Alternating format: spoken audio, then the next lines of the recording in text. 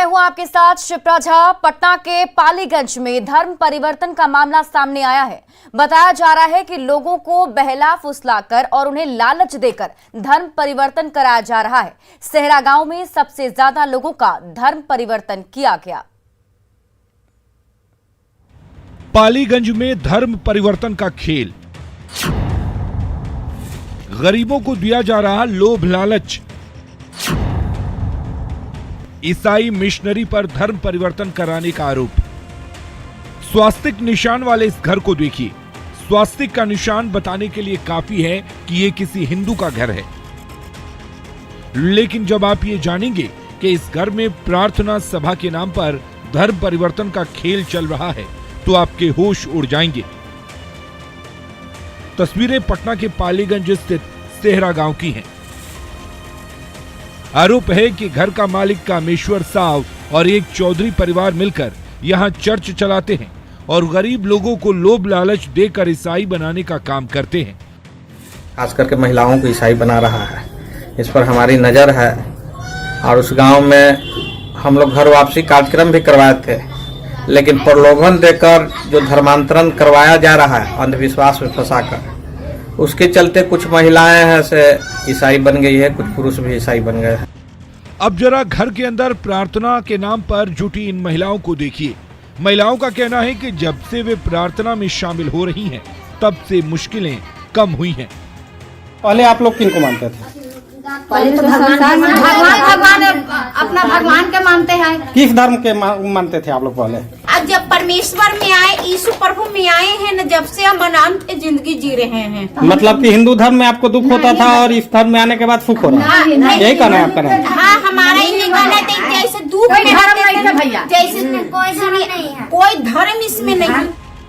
हिंदू संगठन से जुड़े लोगों का कहना है कि क्रिश्चियन बने कुछ लोगों को हिंदू धर्म में वापस लाया गया था, लेकिन ईसाई मिशनरियों ने एक बार फिर प्रलोभन देकर उन्हें ईसाई बना लिया और तब से इस इलाके में धर्म परिवर्तन का खेल धड़ल्ले से चल रहा है। न्यूज़ 18 के लिए पटना के पालीगंज से अमरजीत की रिपोर्ट। खबर दरभंगा से है, जहां नगर निगम कार्यालय के सामने पुराना आर्यभट्ट छात्रावास में भवन निर्माण कार्य के दौरान दीवार टूटकर सड़क पर गिर गई। मलबे में दबने से एक दुकानदार जख्मी हो गया। घटना से आक्रोशित लोगों ने काम को बंद करा दिया है। जेसीबी ड्राइवर सहित मजदूर मौके से भाग निकले। आक्रोशित लोगों ने जेसीबी में तोड़फोड़ की है। बाद में पुलिस ने मामले को शांत कराया। पुलिस ने निर्माण कार्य में लगे 3 लोगों को हिरासत में लिया है।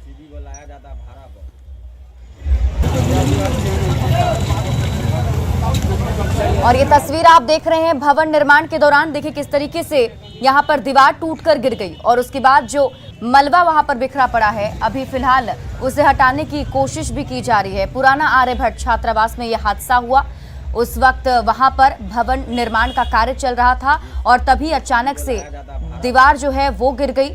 मलबे में दबने से एक मजदूर जख्मी हो गया है, जिसे इलाज के लिए अस्पताल में भर्ती कराया गया है, लेकिन आक्रोशित लोगों ने जमकर यहां पर हंगामा किया। जमुई से आई स्कूल प्रशासन की लापरवाही की एक तस्वीर हम आपको दिखाने जा रहे हैं, जिन तस्वीर को देखकर आप समझ पाएंगे कि किस तरीके से यहां पर लापरवाही बरती जा रही है। तस्वीरें उत्क्रमित मध्य विद्यालय हरनी की है। एक तरफ जहां कई बच्चों को सड़क पर बैठकर मध्याह्न भोजन करना पड़ता है, तो दूसरी तरफ मध्याह्न भोजन के बाद प्लेट धोने के लिए किऊल नदी में जाना पड़ता है, जो कभी भी हादसे का कारण बन सकता है। सवाल करने पर स्कूल के हेडमास्टर एक ही हैंडपंप होने का रोना रोने लगते हैं, लेकिन जो तस्वीर है वो आप देखिए। यहाँ पर जब मध्याह्न भोजन यहाँ के बच्चे करते हैं तो उसके बाद इसी नदी में आकर अपने प्लेट को धोते हैं। आप समझ लीजिए कि नदी में ये छोटे छोटे बच्चे प्लेट धोने जाते हैं। कभी भी यहाँ पर बड़ा हादसा हो सकता है। और जब सवाल पूछा गया तो बताया गया कि स्कूल में सिर्फ एक ही हैंडपंप है। इधर देखो, खाली खाना खाने के बाद, क्योंकि सर एक ही कल और 2 था, तो एक खराब हो गया, उसमें ज्यादा भीड़ लगा हुआ था, इसीलिए सब नदी आता है। अच्छा, डर नहीं लगता उतना ऊंचाई से जो नदी में उतर के आ रहा है? नहीं सर, इसमें बहुत सारा सांप उब रहता है सर। हम लोग कोशिश कर रहे हैं कि बच्चे मत जाओ, यहीं पर से मैंने आगे पीछे करके तुम लोग इसी चापाकल पर धो लो। बच्चा नहीं मानते हैं। दानापुर के फुलवारी शरीफ में एक शादी चर्चा का विषय बनी हुई है, जहां दूल्हा दुल्हन को हेलीकॉप्टर से विदाई कराने पहुंचा।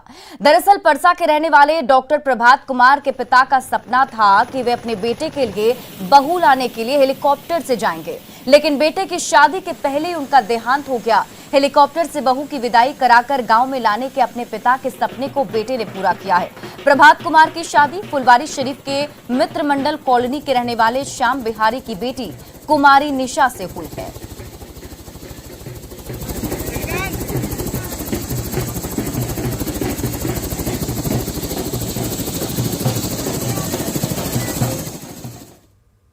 हेलीकॉप्टर से अपने ससुराल आया हूँ, अपने मतलब यहाँ शादी करने के लिए।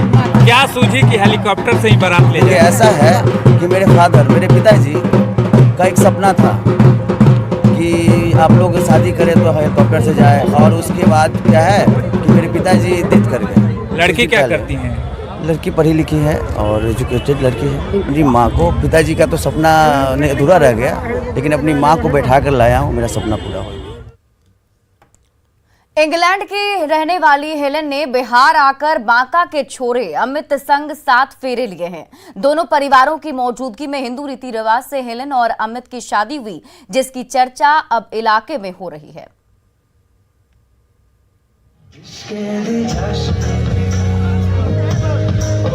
अमेरिका में लव और देवघर में 7 फेरे। 7 समंदर पार आई दुल्हन संग बांका के छोरे की शादी देखिए। बैंड बाजा और बारात सब कुछ है। शेरवानी में सजा दूल्हा तो लहंगे में लहलहाती दुल्हन भी है। साथ में भारतीय परिधान में सज सवर कर आए विदेशी मेहमान।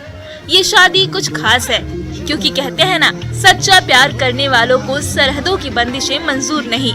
ऐसा ही नजारा बिहार के बांका से सामने आया है, जिस शादी की चर्चा पूरे बांका में हो रही है। दरअसल इंग्लैंड की रहने वाली हेलन को बांका के लूरीटांड गांव के रहने वाले अमित से अमेरिका में प्यार हो गया, जहां दोनों नौकरी करते हैं। फिर क्या था, अमित और हेलन ने शादी करने का फैसला किया, जिसके बाद दोनों के परिवार वाले भी तैयार हो गए। इसके बाद हेलन अपने परिवार के साथ बांका पहुंची और फिर देवघर में पूरे हिंदू रीति रिवाज से दोनों की शादी धूमधाम से करा दी गई। इस शादी की चर्चा सिर्फ बांका ही नहीं, पूरे बिहार में है। न्यूज़ 18 के लिए बांका से नागेंद्र द्विवेदी की रिपोर्ट। अगली खबर नालंदा से है, जहां सदर अस्पताल में स्वास्थ्य व्यवस्था की पोल खोलती एक तस्वीर सामने आई। एक तरफ बिहार के डिप्टी सीएम और स्वास्थ्य मंत्री तेजस्वी यादव मिशन 60 के तहत सभी अस्पतालों को चमकाने में लगे हैं, वहीं दूसरी तरफ कुछ स्वास्थ्य कर्मियों की लापरवाही ऐसी है जो पूरे सिस्टम पर सवाल खड़े कर देती है। नालंदा की ये तस्वीर इमरजेंसी वार्ड की है, जहां टॉर्च की रोशनी में मरीज का इलाज हो रहा है। ये तस्वीर पूरी व्यवस्था पर कई सवाल खड़े कर रहे हैं।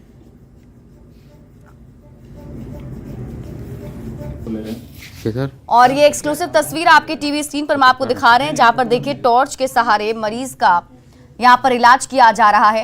यहां पर पावर बैकअप की व्यवस्था नहीं है, जिस वजह से जब मरीज यहां पहुंचते हैं और उस वक्त अगर बत्ती गुल होती है तो टॉर्च के सहारे इसी तरीके से इलाज करना पड़ता है। लेकिन आप सोचिए, ये लापरवाही और ऐसे टॉर्च के रोशनी में इलाज किया जा रहा है। पत्रकार हैं सर। नहीं, फोटो मत लीजिए।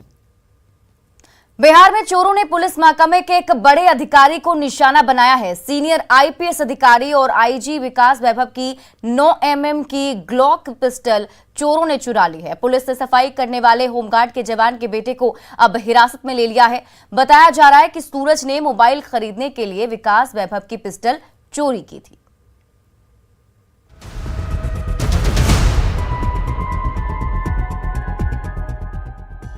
बिहार में अब बड़े पुलिस अधिकारी भी सुरक्षित नहीं।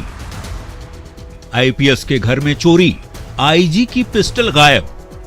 सुनकर हैरानी हुई होगी, लेकिन हैरान मत होइएगा, ये बिहार है, यहां कुछ भी संभव है।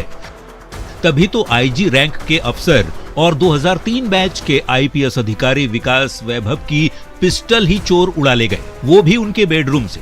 कल जो है सर के द्वारा कंप्लेन दिया गया है कि उनके आवास से शयन कक्ष से जो है कि उनकी सरकारी पिस्टल और 25 राउंड गोली, 2 मैगजीन था, उसमें एक में 12 और एक में 13 राउंड गोली था, जो गुम हो गया है। विकास वैभव की जो पिस्टल चुराई गई है वो सरकारी 9mm की ग्लॉक पिस्टल है, जिसे पुलिस मुख्यालय की तरफ से आईपीएस विकास वैभव को आवंटित किया गया था, लेकिन गुरुवार को चोर इसे ले उड़े। आगे की पुलिसिया कार्रवाई बताएं उससे पहले 9mm की इस ग्लॉक पिस्टल की खासियत को जान लीजिए। ये उच्च श्रेणी की 9mm पिस्टल है जो सेमी ऑटोमेटिक पिस्टल है। ये ऑस्ट्रियन तकनीक से बनी है। इसकी बॉडी पॉलीमर की बनी होती है। इसके मैगजीन में एक साथ 17 गोलियां आती हैं। इसमें 9mm की कोई भी गोली लग सकती है। बड़ी बात यह है कि इसे लेजर, स्कोप, फ्लैशलाइट से भी लैस किया जा सकता है। पिस्टल चोरी को लेकर गर्दनीबाग थाने में मामला दर्ज करा दिया गया है। चोरी का आरोप होमगार्ड जवान वीरेंद्र राम के बेटे सूरज पर लगाया गया है, जो अपने पिता की बीमारी की वजह से विकास वैभव के घर पर साफ सफाई का काम करने आता था और पिस्टल चुरा लिया। पुलिस ने सूरज को गिरफ्तार कर लिया है। हालांकि सूरज ने कैमरे पर खुद को बेगुनाह बताया है। हम नहीं लिए हैं सर, हम नहीं लिए हैं सर। हालांकि पुलिस का दावा है कि सूरज ने चोरी की बात स्वीकार कर ली है। साथ ही ये भी बताया कि पिस्टल उसने उड़ान टोला में रहने वाले अपने मित्र सुमित के हाथों बेच दिया है। पूछताछ में भी उसने उस समय एक्सेप्ट किया है, जो आवेदन में दिया गया है कि उनके द्वारा चोरी की गई है और अपने मित्र सुमित कुमार को के हाथ बेच दिया गया है। सूरज कुमार को अरेस्ट कर लिया गया है। सुमित कुमार की भी गिरफ्तारी नहीं हुई है। अब पुलिस चाहे जो भी दावे कर ले, जैसी भी कार्रवाई करे, लेकिन सवाल है कि बिहार में जब आईजी जैसे बड़े पद के अधिकारी के घर सुरक्षित नहीं, तो आम आदमी कितना सुरक्षित होगा। न्यूज़ 18 के लिए पटना से संजय कुमार की report. Lalu Prasad kidney transplant के लिए सिंगापुर रवाना हुए हैं। उससे पहले लालू प्रसाद ने पार्टी के अंदर और बाहर उन तमाम कड़वाहटों को खत्म कर दिया और नई टीम बनाकर फुल प्रूफ प्लान तैयार कर दिया है, ताकि तेजस्वी यादव को कोई दिक्कत ना हो। आरजेडी के राष्ट्रीय अध्यक्ष लालू प्रसाद किडनी ट्रांसप्लांटेशन के लिए सिंगापुर रवाना हो गए। लालू प्रसाद के साथ उनकी पत्नी राबड़ी देवी, बेटी मीसा भारती और दामाद शैलेश यादव के साथ 3 और लोग सिंगापुर गए। सिंगापुर में लालू प्रसाद को किडनी ट्रांसप्लांट की जाएगी, जो उनकी बेटी रोहिणी आचार्य डोनेट करने वाली हैं। लालू प्रसाद के छोटे बेटे और बिहार के उप मुख्यमंत्री तेजस्वी यादव ने उम्मीद जताई कि ऑपरेशन सफल रहेगा और लालू जी जल्द स्वस्थ होकर वापस आएंगे। हम लोगों को पूरा विश्वास है कि जो ऑपरेशन, जो सर्जरी ट्रांसप्लांट होने जा रहा है वो एक सक्सेसफुल होगा और बहुत लोगों की दुआएं लालू जी के साथ हैं, तो जल्द ही स्वस्थ होकर के वो सिंगापुर से लौट। सियासत के माहिर खिलाड़ी लालू प्रसाद की किडनी ट्रांसप्लांटेशन के लिए सिंगापुर जाने से पहले पार्टी के अंदर और बाहर उन तमाम कड़वाहटों को खत्म कर दिया है जिससे उनकी पार्टी को नुकसान होता है या उनकी गैरहाजिरी में बेटे और डिप्टी सीएम तेजस्वी के साथ कोई छल हो जाता। लालू ने पार्टी में कोई मुसीबत या फिर तोड़फोड़ ना हो, इसके लिए फुल प्रूफ प्लान तैयार कर दिया। लालू प्रसाद ने न सिर्फ प्रदेश अध्यक्ष जगदानंद सिंह की नाराजगी दूर की, बल्कि 85 सदस्यीय राष्ट्रीय कार्यकारिणी का गठन कर दिया। इतना ही नहीं, एक बड़ा फैसला लेते हुए उन्होंने इस बार 4 राष्ट्रीय उपाध्यक्ष बनाए हैं। किस किस को क्या जिम्मेदारी मिली है, ये भी जानिए। लालू प्रसाद खुद राष्ट्रीय अध्यक्ष हैं। राबड़ी देवी, शिवानंद तिवारी, देवेंद्र यादव, उदय नारायण चौधरी को उपाध्यक्ष बनाया गया है।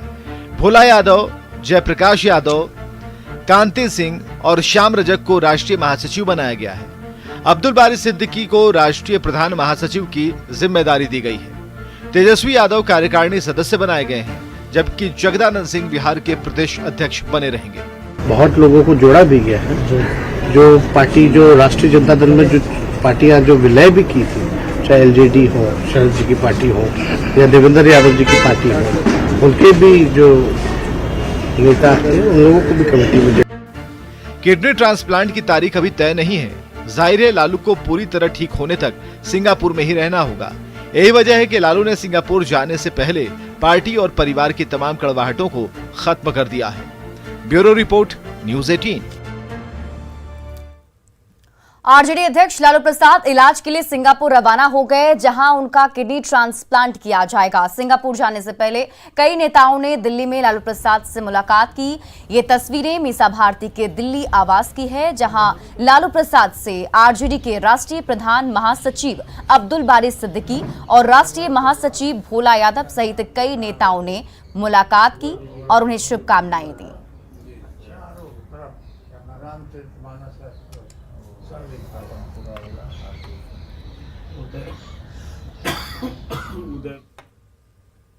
जनसुराज पद यात्रा के दौरान चुनावी रणनीतिकार प्रशांत किशोर लगातार महागठबंधन पर हमला बोल रहे हैं। जनसुराज यात्रा के 55वें दिन पूर्वी चंपारण के सुगौली प्रखंड के गोविंदपुर गांव में जनसभा को संबोधित करने के दौरान राज्य की दुर्दशा के लिए एक बार फिर से लालू नीतीश को जिम्मेदार ठहराया है। प्रशांत किशोर ने कहा कि लालू नीतीश के 35 सालों के राज्य को खत्म करना होगा। कौनो काम हो तो बिना भ्रष्टाचार के नहीं के हो, लुटा तो कि ना, कौनो काम हो तो बिना भ्रष्टाचार के नहीं के हो। तो दोनों के राज्य में कौनो फर्क नहीं है। तो अगर बिहार को सुधारना है, आपको अपना जिंदगी बेहतर बनाना है, तो मोतियाबिंद के रोग के इलाज करे पड़ी। आई लालू नीतीश के 35 साल के राज को खत्म करना होगा। जिस जंगल राज को आपने अपराधियों के जंगल राज को उखाड़ कर फेंक दिया, वो पिछले दरवाजा से घुस रहा है, उसको नहीं घुसने देना है। और नीतीश कुमार का अधिकारियों का जंगल राज है, इसको भी काट के इसमें मट्ठा डालिए। पटना सिटी के तख्त श्री हरमंदिर में पंच प्यारों ने हुक्मनामा जारी कर जत्थेदार ज्ञानी रणजीत सिंह गोहरे मस्कीन की सेवा बहाली का मामले को गंभीरता से लेते हुए गुरुद्वारा प्रबंधक कमेटी के महासचिव इंद्रजीत सिंह को दोषी मानते हुए तनख्वाह घोषित कर दिया है। वहीं पंच प्यारों ने गुरुद्वारा प्रबंधक कमेटी के सचिव हरबंस सिंह को 2 दिनों के अंदर इस मामले में स्पष्टीकरण दिए जाने का भी निर्देश जारी किया। पंच प्यारों ने जत्थेदार ज्ञानी रणजीत सिंह गोहरे मस्कीन को किसी भी धार्मिक और सामाजिक सभा में शामिल होने, किसी के घर में जाकर मेलजोल बढ़ाने पर प्रतिबंध लगा दिया है। पंच प्यारों ने जारी हुक्मनामा में कहा है कि जत्थेदार से मेलजोल रखने वाले को भी तनख्वाह माना जाएगा। बताया जाता है कि पिछले दिनों पंजाब के करतारपुर निवासी डॉक्टर गुरविंदर सिंह सामरा ने तख्त साहिब में सोने की कलगी, पंखुड़ा साहिब, सोने की कृपान समेत सोना और चांदी जड़ित करोड़ों रुपए मूल्य का सामान बतौर दान समर्पित किया था। दान की वस्तु की गुणवत्ता और हेराफेरी का मामला उठने पर दानकर्ता डॉक्टर सामरा ने इसके लिए सीधे तौर पर जत्थेदार ज्ञानी रणजीत सिंह को दोषी ठहराया था।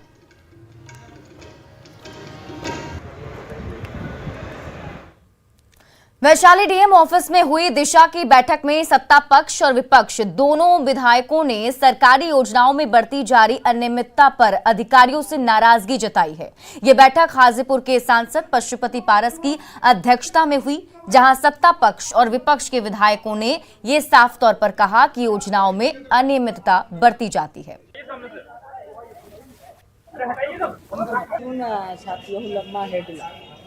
फोटो उपलब्ध कराया जाए और जो सड़क अगर अच्छी क्वालिटी की बनी है तो उसका भी वीडियो होना चाहिए। सब जन सरोकार के मुद्दे थे और डीएम साहब बहुत अच्छे हैं, पूरे बारीकी से एक एक विभाग का रिव्यू करते हैं। नगर निकाय चुनाव को लेकर बने अति पिछड़ा आयोग ने अपनी रिपोर्ट तैयार कर ली है। उम्मीद है कि नवंबर महीने में रिपोर्ट को आयोग बिहार सरकार को सौंपेगी।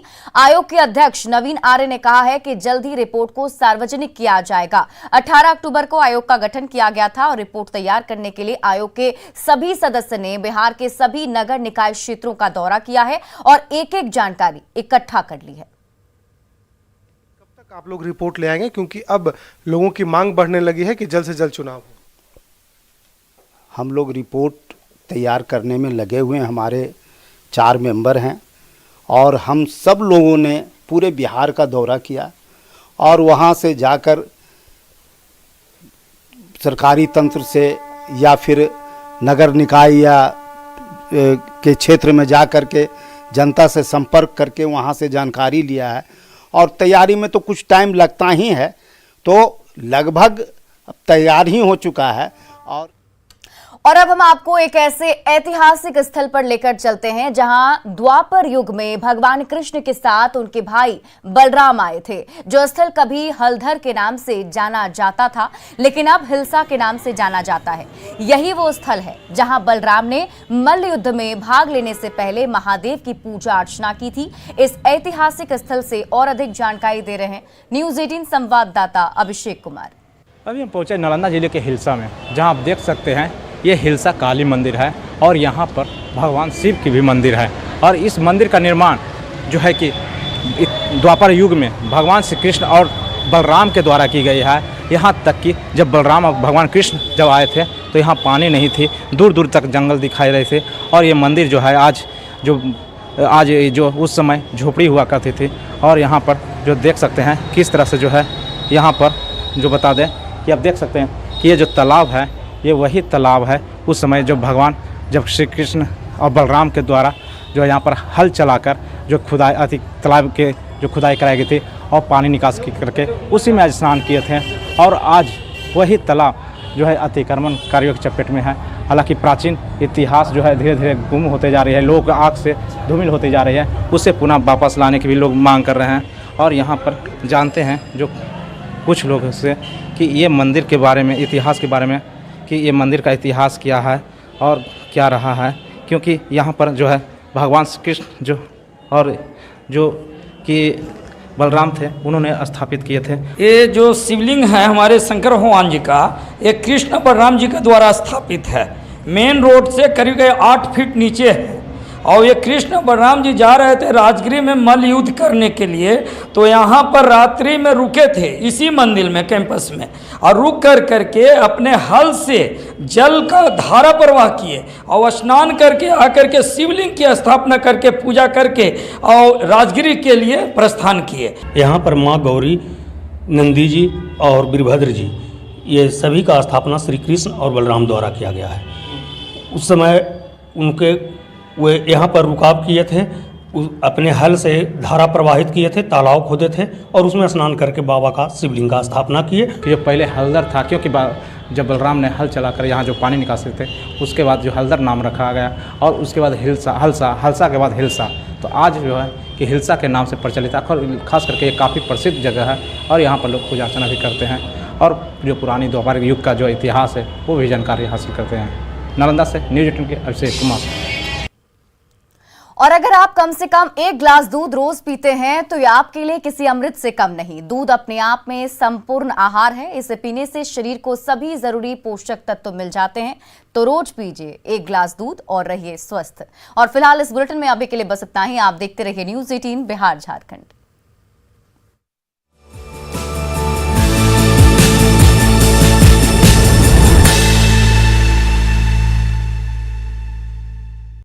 States, 1200 plus